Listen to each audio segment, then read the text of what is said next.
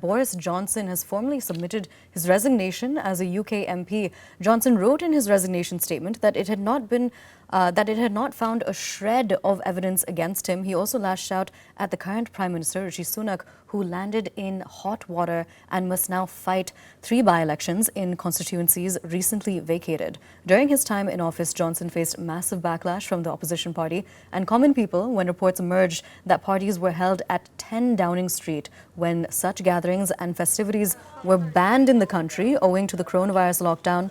And currently, Johnson is being probed to understand whether or not he misled the House of Commons about lockdown-breaking parties in Downing Street, an accusation that he denies. And look, when it comes to honours and Boris Johnson, look, Boris Johnson asked me to do something that I wasn't prepared to do because I didn't think it was right.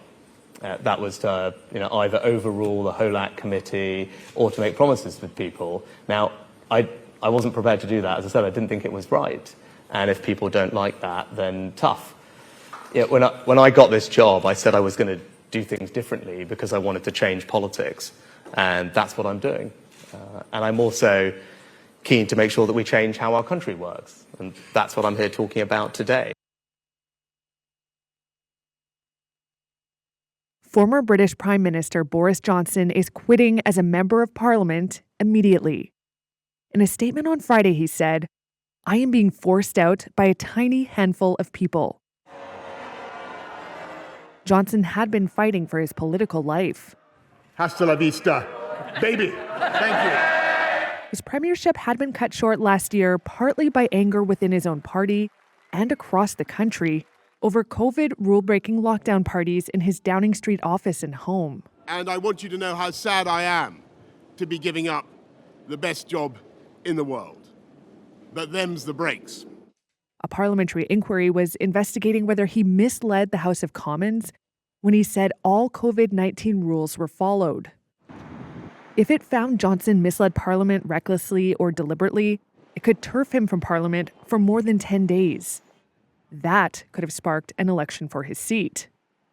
Johnson said a letter from the committee made it clear that they were going to, quote, use the proceedings against me to drive me out of Parliament. He compared it to a kangaroo court. The buck stops here. Johnson's resignation automatically sets in motion a by-election for his seat, but he didn't close the door entirely on political life. He said in his statement that he was sad to be leaving Parliament, before adding, at least for now. I think it's quite surprising that he has. I wasn't expecting it, but with everything that's happened over the past 2 to 3 years, I think it's kind of the push comes to shove. He's gone. He had no choice to leave. Well, the first thing that comes into my mind is Partygate during lockdown. But how would he be remembered? I think he was a good orator. He knew how to speak, but I just think that, in lockdown, he made a few mistakes. That's what I think. I'd got to say probably that it's for the best. During the pandemic, he sort of stiffed the country over and has not been held accountable for it. I think with Sunak, they've made their bed, they've got to lie in it. He's probably just as uninspiring as Starmer, but people want change, so it'd probably be a Labour win.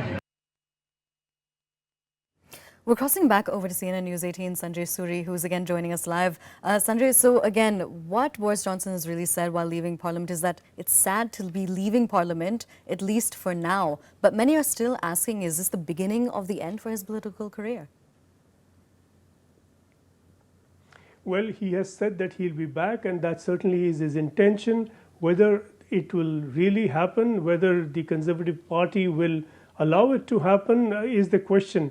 And the Conservative Party, we must recognize, is working at 2 levels, at the level of MPs within Parliament, at the level of the leadership, and that is where there may be a move to block Boris Johnson from contesting another election, because it is at that level that they hand out election tickets.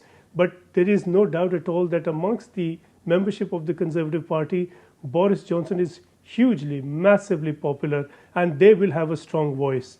We can expect a lot of indication to emerge at the Conservative Party annual conference later this year, when Boris Johnson will certainly want to use the groundswell of support for him within the party membership to push him up and to buoy him up as a leader and as a potential leader for the party, challenging Rishi Sunak, and that challenge is becoming more and more frontal by the day.